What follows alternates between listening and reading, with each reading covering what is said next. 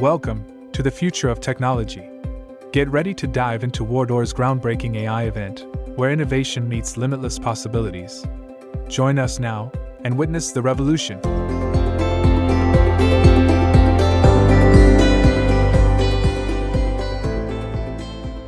ChatGPT, as you probably know by now, came from a company called OpenAI, which is funded by Microsoft. It was trained on 570 gigabytes of data, which is about 300 billion words, and it's now surpassed 13 million users, which is probably why we're all talking about it. The other thing that we really do need to bear in mind are the ethical issues that the technology kind of throws up. And for me, personally, I think the biggest of these issues is the fact that it can spread fake news on scales never seen before. There needs to be transparency, and there really isn't a lot of transparency with these systems. A lot of what goes on and how they're trained, we don't really understand. Although all of the big tech companies have ethics committees, I haven't really seen an awful lot of information that explains where they're getting their facts from, where they're getting their information from, or even how they're being built. And there's growing calls for that to happen.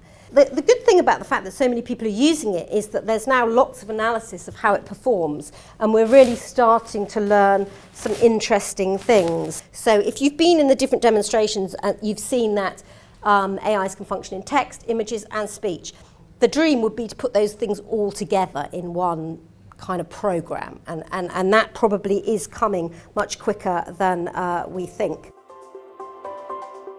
You know, they can be used for many creative end purposes, but they can also pump out industrial quantities of disinformation.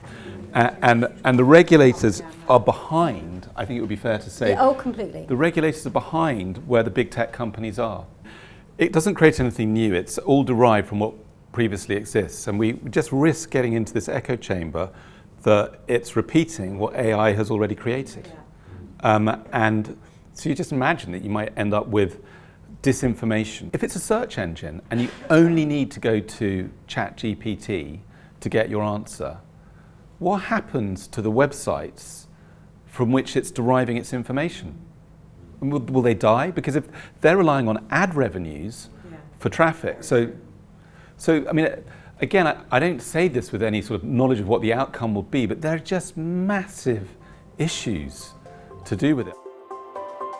And it's just that we're at the beginning of this journey. And I mean, you know, I suppose a question to you, Jane, is like, how do you think AI will be used in the creative industries this year, next year, or this year, 5 years, and 10 years? I mean, where do you think it's going?